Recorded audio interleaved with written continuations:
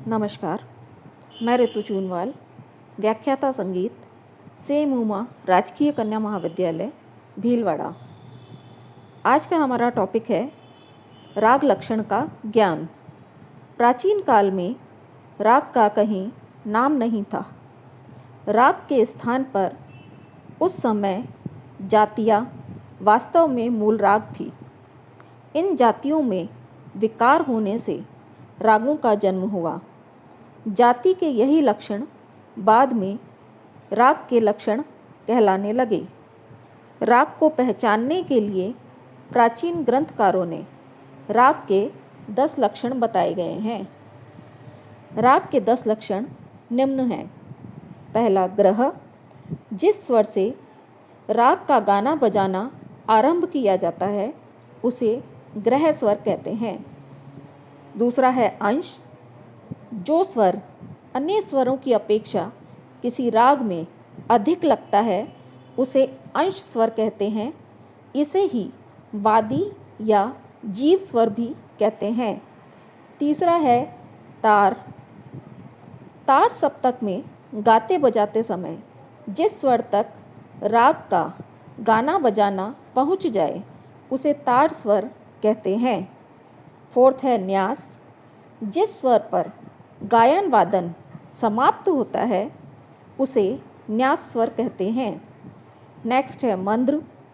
मंद्र सप्तक में गाते बजाते समय जिस स्वर तक राग का गाना व बजाना पहुंच जाए उसे मंद्र स्वर कहते हैं। 6 है अपन्यास। राग के एक भाग का अंत जिस स्वर पर होता है उसे अपन्यास स्वर कहते हैं। 7वां है संन्यास। जिस स्वर पर राग के प्रथम भाग का अंत होता है उसे संन्यास स्वर कहते हैं। 8वां है विन्यास। जिस स्वर पर राग के प्रथम भाग का अंश समाप्त होता है उसे विन्यास स्वर कहते हैं। नेक्स्ट है बहुत्व। स्वरों में बहुत्व 2 प्रकार से होता है, अलंघन व अभ्यास से। जब किसी स्वर को थोड़ा सा स्पष्ट करके छोड़ दिया जाए उसे अलंघन कहते हैं। इस प्रकार यह स्वर अन्य स्वरों की अपेक्षा कम महत्व का समझा जाता है। नेक्स्ट है अभ्यास से।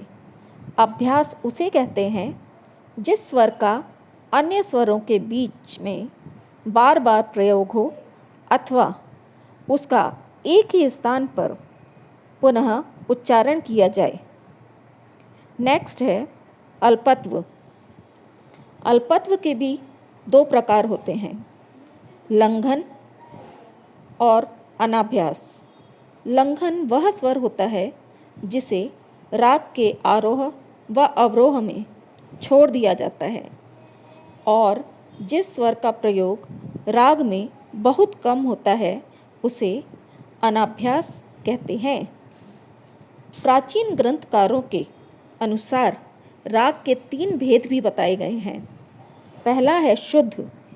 जिस राग में अन्य किसी राग के स्वर न लगे तथा न ही उसकी छाया पड़े उसे शुद्ध राग कहते हैं।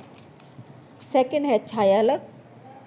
2 रागों के मिलाप से अथवा किसी एक राग में गाते बजाते समय जब दूसरे रागों के स्वर की छाया दिखाई दे जाती है उसे छायालग राग कहते हैं। इसे सालंक भी कहते हैं। थर्ड है संकीर्ण। जिस राग में 2 रागों से अधिक रागों का मिश्रण या मिलावट हो उसे संकीर्ण राग कहते हैं।